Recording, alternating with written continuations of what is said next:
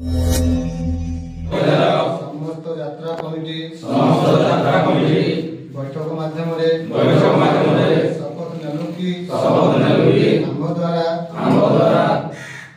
रखा जाइथिबा शर्तावली को मानी जदि यात्रा मालिक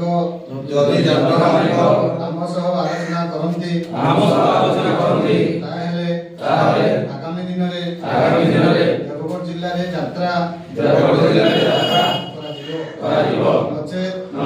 संपूर्ण यात्रा बंद रहिबो।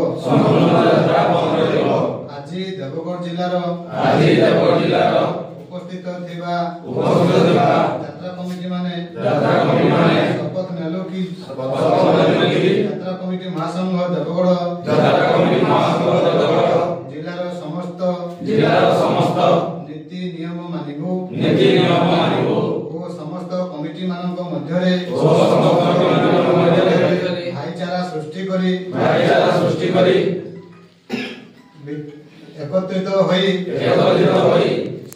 संघरे शामिल होई चलिबो। समस्त पदवी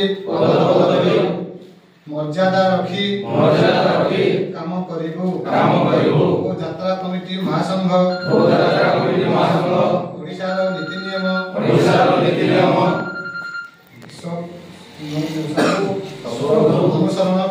अनुसरण करिबो। जय जय।